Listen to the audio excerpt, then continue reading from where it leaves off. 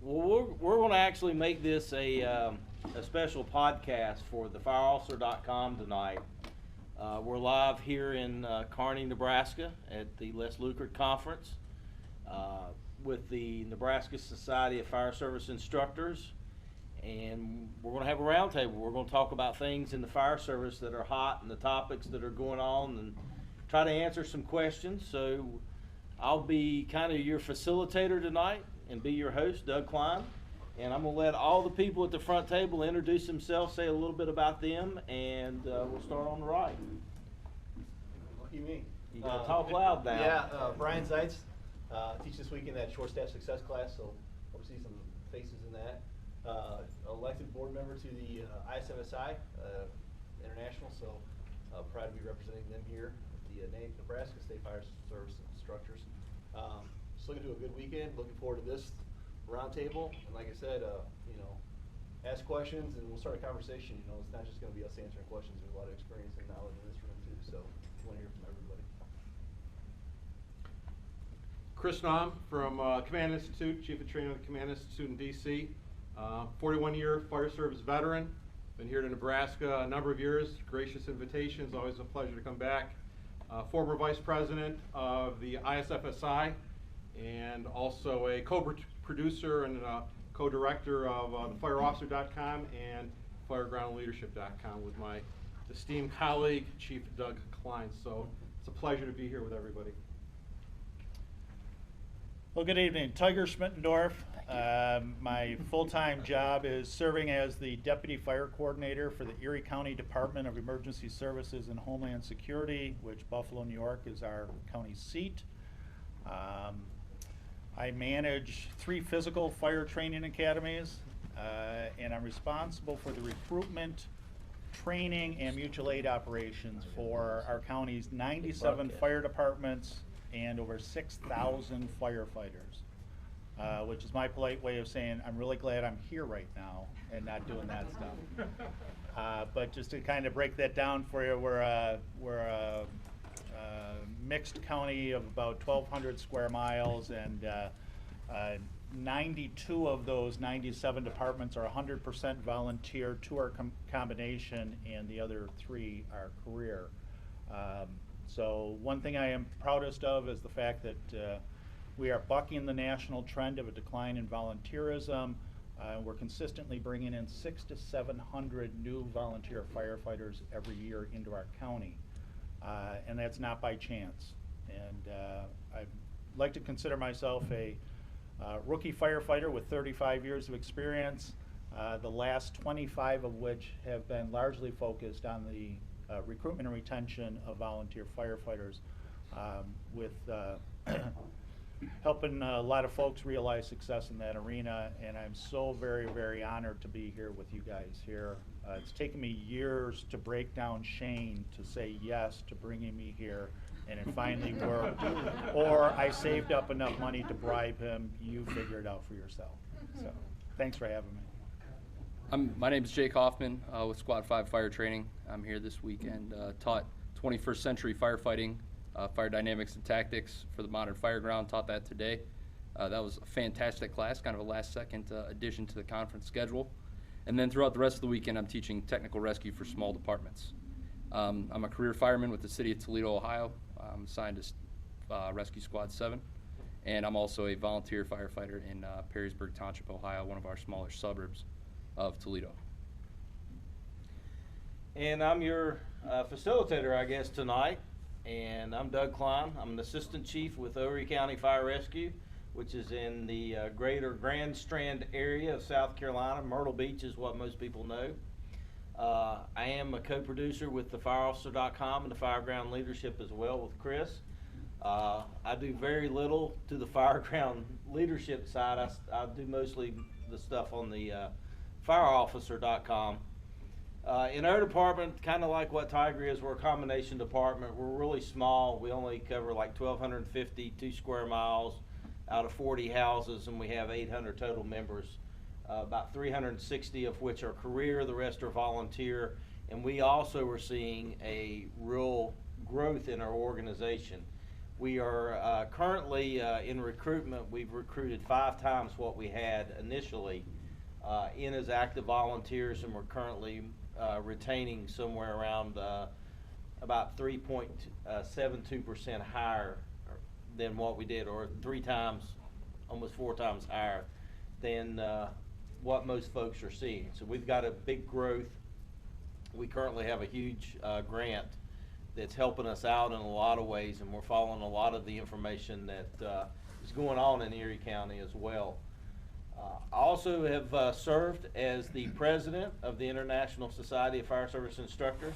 I'm currently in the immediate past president position, and honored to have served in that organization for over 20 years. I was one of the long, old-time guys, as what Chris was as he was going through. We've been around for many, many years. This is my 37th year in the fire service, and I'm very excited that I'm still as passionate today as ever. So let's get the questions rolling. Let's get the dynamic conversations and dialogue started, and get going. We're here live, and this is for Periscope or folks out there watching.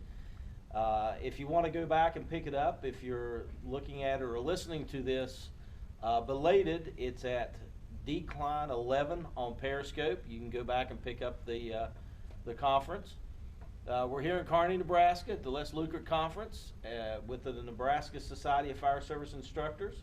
It's an honor and a privilege to be here. Many of the folks sitting at this table have the opportunity to travel to a lot of different areas. And again, this is like one of the best kept hidden secrets in the Midwest. And for the folks that are not able to see outside, that white stuff is not Carolina sand for some reason. It was a little interesting to come into snow. I don't get that quite that often, and actually it was kind of unique and fun. So with that said, let's get the ball rolling, and any questions that want to get started, or any topics you want to talk about. I have a question, and your introductions kind of sparked this one for me.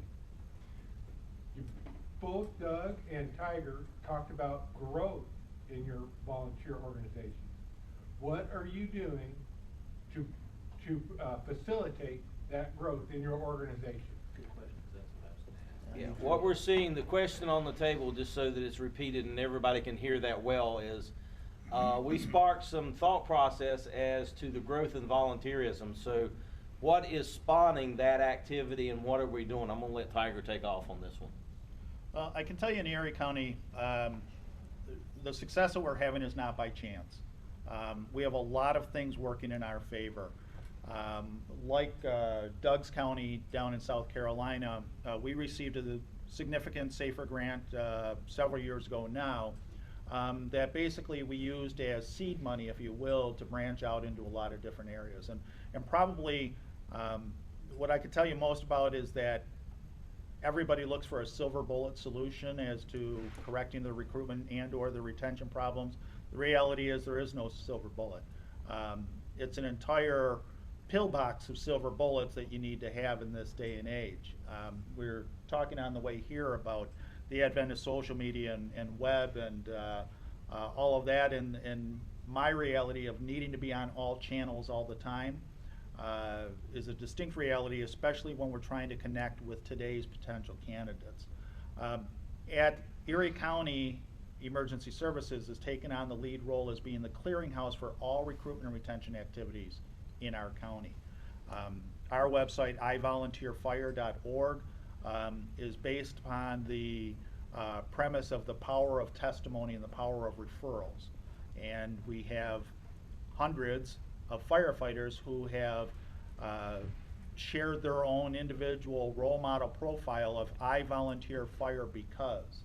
And one thing that we do know, especially about today's generation, there is nobody better at recruiting their peers than they are. And I was just sharing this with somebody recently. The greatest challenge in that regard is to find the first exception to the rule about their generation, and then arm that individual with the resources and support to help you go out and find more exceptions to the rule.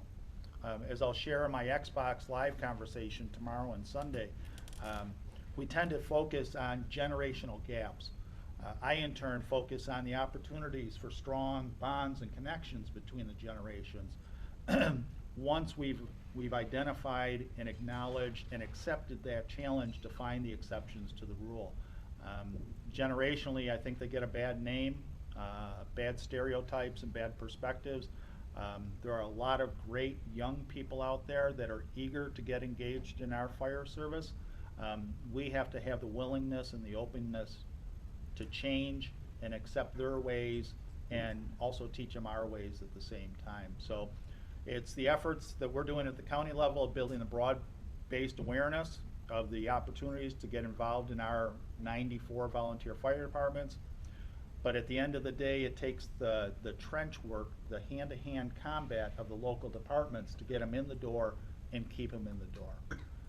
The other folks that I have to acknowledge is our State Firefighters Association, FASNY, the Firemen's Association of the State of New York, who we're simply leveraging the work that they're doing at the state level, building off of that, and it's truly a team effort statewide that's focused on making sure that we have both the adequate quantity and the quality of volunteer firefighters to sustain our delivery system of emergency services in our community.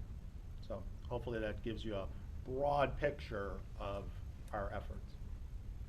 We did a lot of the same things. One of the things that we did is Copycat. yeah, it was. It truly was. In fact, if you really want to know the truth, we hired the guy that runs that program from FASNY. We hired his son in Erie County. So, you know, now I have a direct link. That's right. I'm not stupid. That's right. We attacked everybody. A lot of people have focused in on the younger generation, but we truly attacked every aspect that we could think of in the community to begin getting volunteers. And we diversified what you could do as a volunteer. Instead of saying you can only fight fire or you have to be X, we said, what can you do for us? And what do you bring to the table as far as your diverse experiences?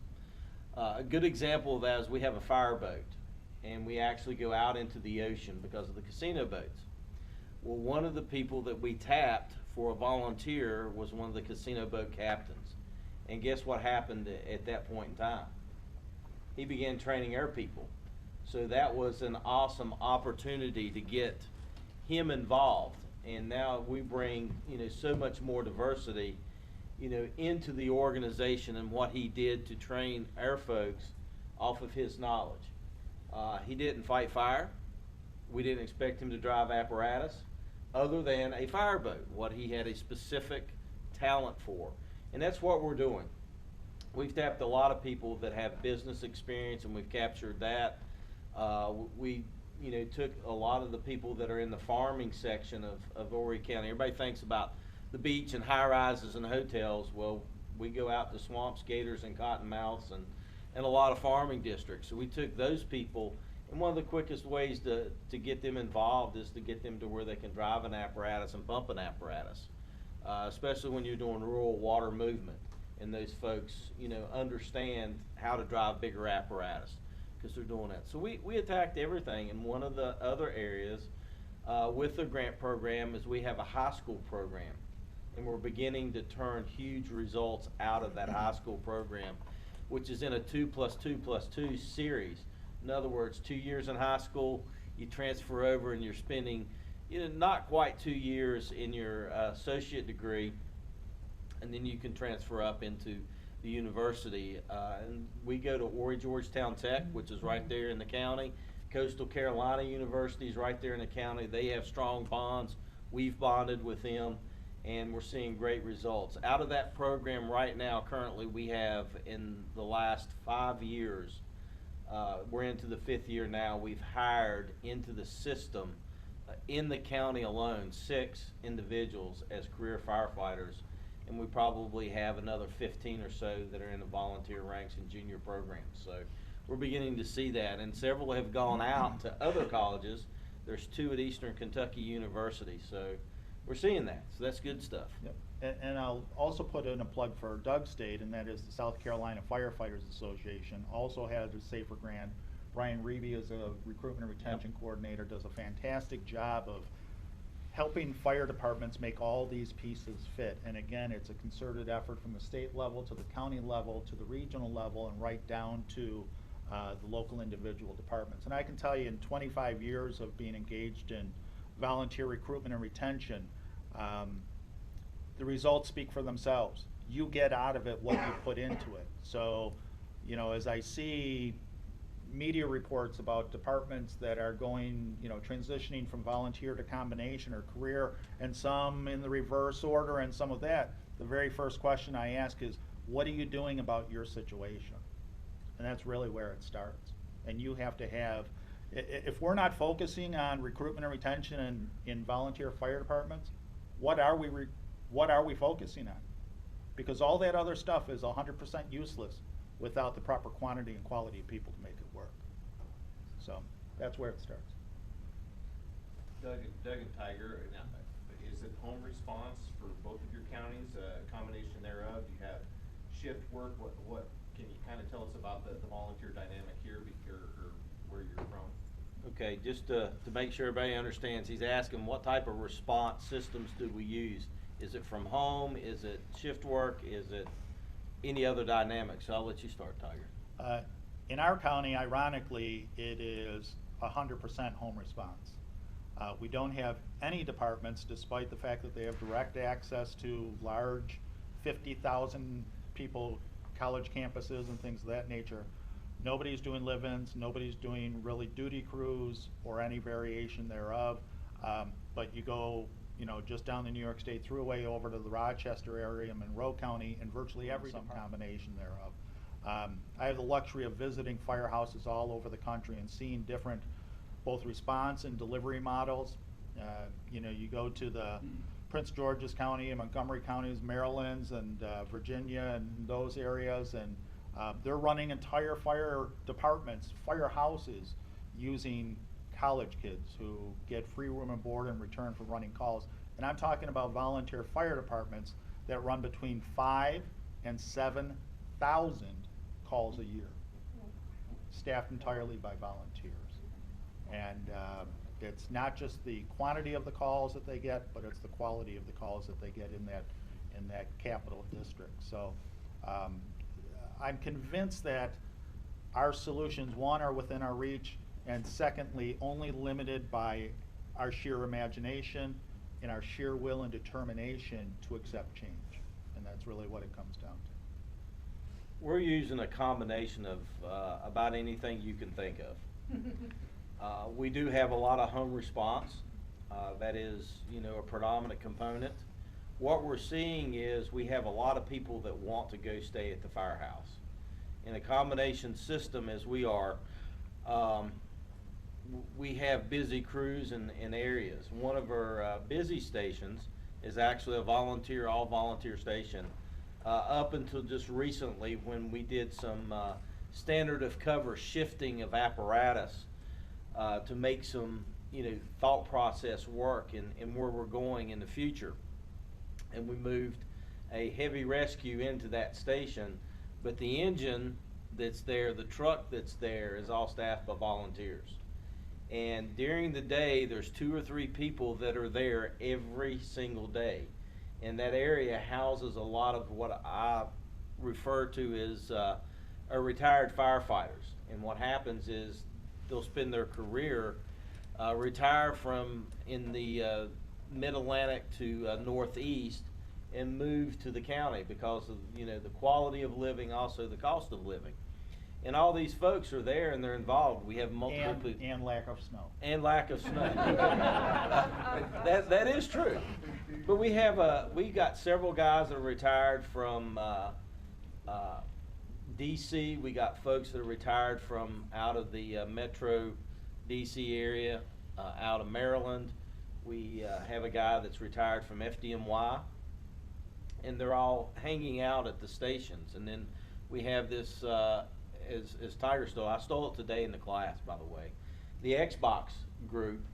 and they're hanging out at the stations, and they want to get on these rigs. And we have live-ins. We have a couple of live-ins. We have one station that we got a new live-in in, and it's breathing new life into that station as well. So we have that, and one of the other uniquenesses is these people are coming and spending a lot of time with these busy companies. And we have one engine company, Station 1 at Squad 1, and they're running about 3,200 calls a year. So those guys are down there, they're riding, sometimes they're riding, 4, 5, 6 deep with volunteers. So it's really good. And they just use whatever method they can get to lure people in, and it varies from different parts of the county. We're very diverse. Same topic, but the other side of it. The volunteer department I'm on last year had 9 calls. All year, that's it.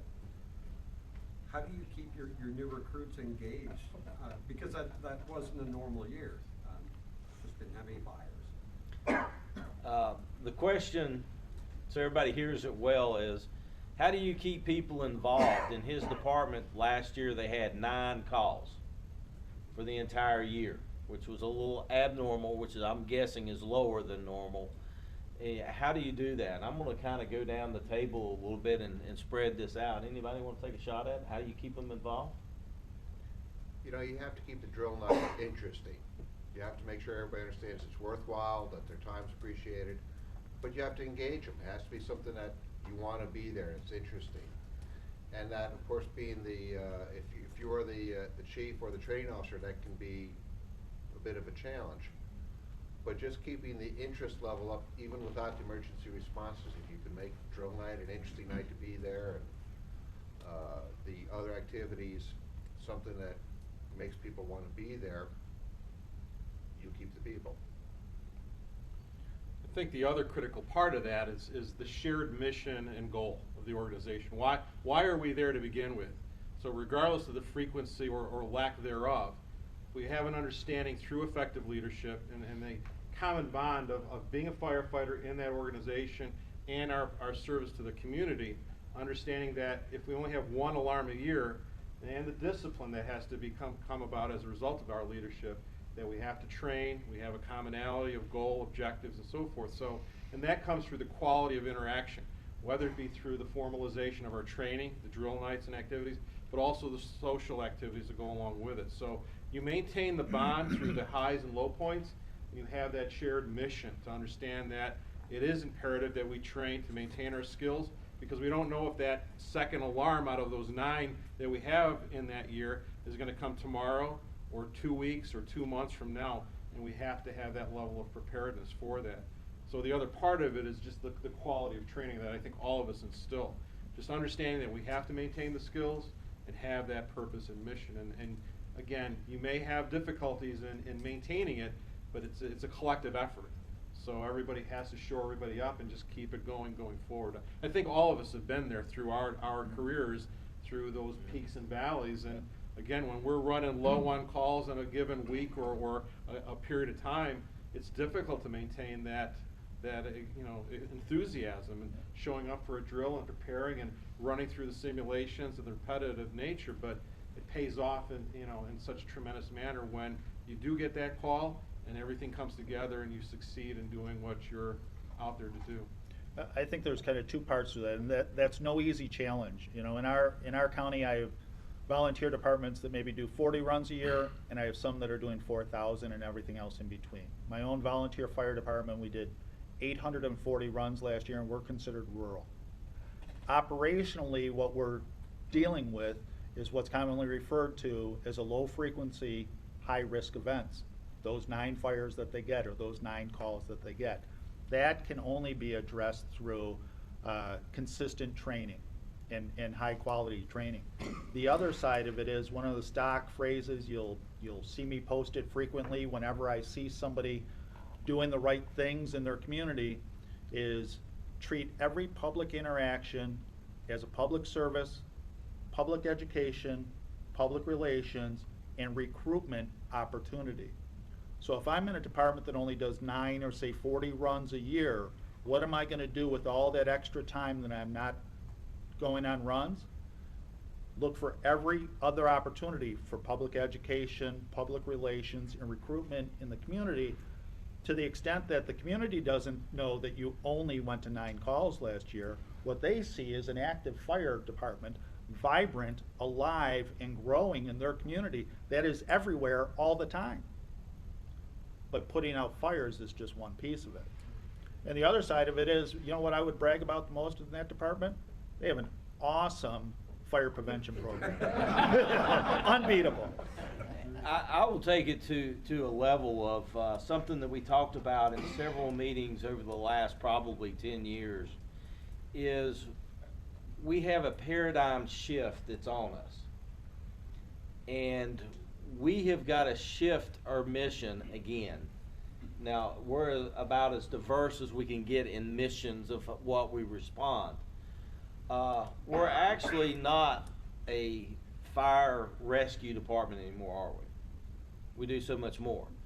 The thing that I would say is that we're an emergency response mitigation team that is focused on community risk reduction.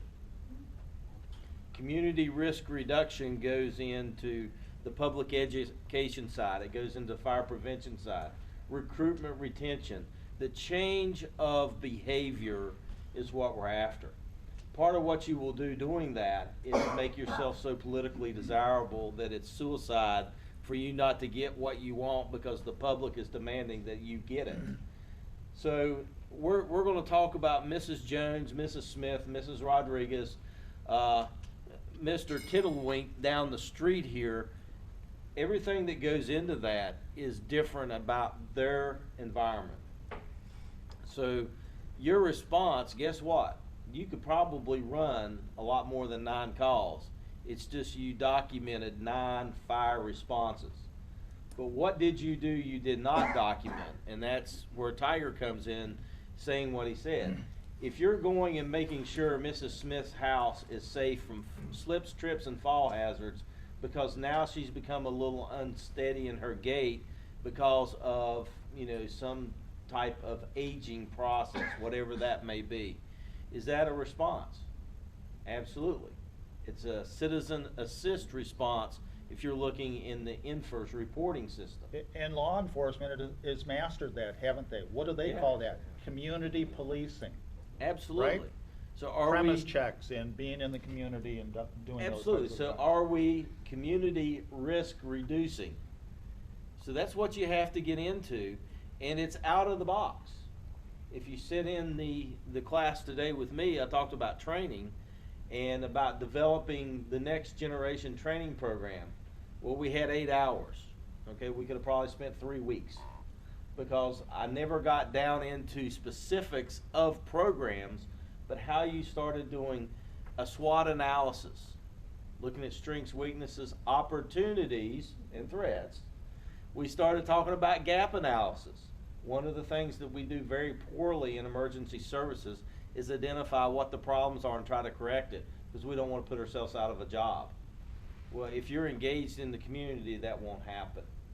And there's a lot of organizations doing that. So guess what happens when you're out there and doing that? People are engaged, people are involved, and guess what? They may not be running the calls, but they're getting the good training, the quality, the fun that they like to do, plus they're actually involved in the community, and I can promise you the perks they're going to get back from that, from the people and from the community, is going to be far more than the gratification you get off of, you know, 9 fires, by far. Great question. Anybody Great else? challenge. Anybody else got thoughts? Kind of a random thoughts here, but one thing that we do at our volunteer department, we do about 1,800 runs a year. It's a combination department. And a lot of our volunteers, a lot of them are career firemen in the city or in some of the other suburbs. But a lot of them, I mean, we have people that are engineers at nuclear plants. We have construction laborers, got car salesmen. We got a pretty wide variety of people, farmers. And one thing that we try to do is, we talked about quality training, but we just try to keep in the back of their minds, whether if maybe they're busy, they're traveling, whatever the case is, because we have minimum training requirements that you must make so many hours every quarter, and to kind of help with that, but also to keep the fire department, in these people's mind, make sure they're keeping current, is we'll kind of do 2-part drills where we will put together a presentation, send it out with a little quiz, and they can review it at their leisure, bring it back on drill night or sometime around then, and they'll get credit for that, for doing that at their house or place of business, wherever. And then they can come to the drill. And then when everybody gets to the drill, they're all on the same page. They've all been refreshed on our ice rescue procedure or on our structure fire procedure, so we don't have to waste time. Because in the volunteer fire service, I mean, time's precious, especially on drill nights. When it comes to setting up whatever you're doing the actual drill, and then you got to clean up. You got to fill bottles, clean hose, whatever the case is. So we try to do that to maximize our time, and then to keep the fire department in the forefront of these people's minds. And another thing that we do is, kind of like these guys had alluded to, is the public education is huge. Our volunteer side of our department is really taking the lead, along with our fire inspector, who's a career person, in doing public education and fire prevention stuff. At the time when our department went combination 20 years ago, they put out a pretty big fire levy that had to be passed in order to fund the service. And at the time, it was the highest passing rate of any levy that had ever been recorded in the state of Ohio. It was 99% approval, and I think out of a couple thousand people that voted at the time, I think there was like 3 no's. And we've tried to build on that trust, build on that responsibility with maintaining our equipment, getting out in the community, and it's amazing what your community will do for you, kind of like they said, when you do get out there, and you're out there all the time, not necessarily for the bad events where somebody's having a heart attack or their house is on fire. We try to do what we can to interact with the kids, see them out at public safety days, maybe at Lowe's or Home Depot or Walgreens, just as a few that we do often. And it's really paid dividends for us in the fact that we can't go anywhere, and they're like, hey, when's the next levy coming up? We'll vote for it if you want us to put signs in our yard. And okay, cool, awesome, thanks. Our community has really been good to us. And it's time consuming. It's tough because, like anywhere, you'll have some volunteers that show up to a lot of stuff, and some others that by nature of their work or whatever, they don't show up to much. So usually certain groups of people end up shouldering most of the burden, and you can get burnt out. What the answer for that is, I'm not quite sure. I guess what I do is I just try to surround myself with a pretty good group of people, and we all just, even if we're busy or whatever else, we try to make everything that we can. And motivate each other. Yeah, exactly. Yep. And Jake touches on an important point. It's one of the harsh realities I share in my Xbox Live conversation, is that for far too long, and I'll talk specifically about the volunteer fire service, we've been able to get away with being an organization that focuses primarily and sometimes only on whether or not the individuals are meeting the needs of the organization. Where we need to get to is also recognizing and asking the question, is the organization meeting the needs of the individual? Do we ever ask that? When we're having a, what do you want to call it, a follow-up interview with a member, or you know, looking at their service record, or maybe it's a disciplinary hearing, whatever you want to call it, is that focused on whether or not the organization is meeting the needs of the individual? No, it's only always been, what are you doing for the organization? And until we manage that paradigm shift, as Doug talks about, or what I call changing mindset, we need to at least, if not reverse that relationship, we need to at least equalize that relationship. And I can tell you from experience, when the organization starts focusing on meeting the needs of its individuals, the individuals will far exceed the expectations the organization has set for them. That's a definite.